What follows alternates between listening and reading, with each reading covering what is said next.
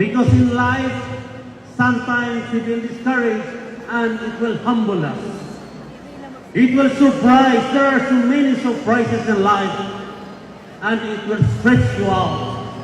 So keep a teachable spirit and a willing heart to adopt for continuous learning. Second, embrace challenges. Obstacles and setbacks are Laban-laban Beverly Tulikpik.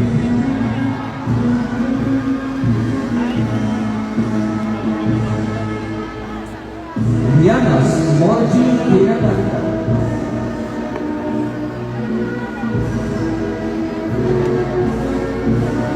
Odi Sharon Joy Bumana.